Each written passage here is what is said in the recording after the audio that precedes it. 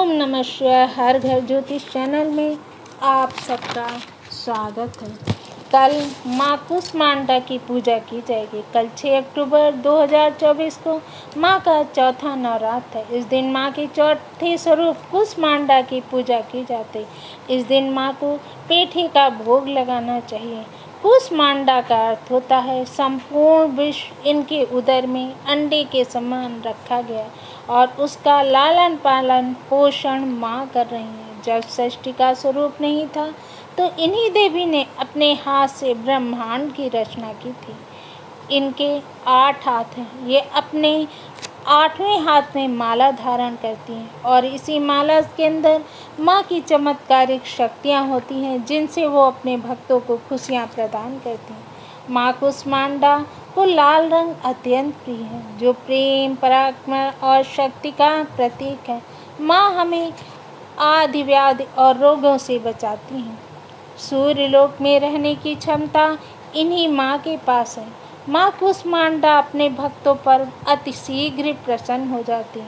थोड़ी सी पूजा करने पर भी माँ अपने भक्तों पर बहुत जल्दी प्रसन्न होकर उन्हें वरदान देती हैं, उन्हीं मनोकामनाओं को पूर्ण करती हैं। जिन जातकों की कुंडली में सूर्य बुरा प्रभाव दे रहा है उन्हें माँ कुष्मांडा की पूजा अवश्य करना चाहिए। माँ कुष्मांडा की एक पौराणिक कथा है जिसके अनुसार जब तीनों लोगों पर असुरों का आतंक बहुत अधिक बढ़ गया तब माँ कुष्मांडा प्रकट हुई। सर्वप्रथम अपने तीनों नेत्रों से माँ कुष्मांडा ने 3 देवियों को प्रकट किया। बाएं आँख से महाकाली को उत्पन्न किया, दाएं नेत्र से महासरस्वती को और तीसरे नेत्र से महालक्ष्मी को प्रकट किया। इनमें जब उन्होंने पहली दृष्टि महाकाली पर डाली तो उससे एक नर और एक मादा प्रकट हुआ। नर शिव जी थे और मादा सरस्वती हुई। फिर सरस्वती जी पर महासरस्वती जी पर उन्होंने अपनी दृष्टि डाली तो उससे एक नर मादा प्रकट हुई जो श्री विष्णु और शक्ति हुई। फिर माँ लक्ष्मी पर उन्होंने अपनी दृष्टि डाली, उनसे भी एक नर और एक मादा उत्पन्न हुई। नर का नाम ब्रह्मा और मादा का नाम लक्ष्मी पड़ा।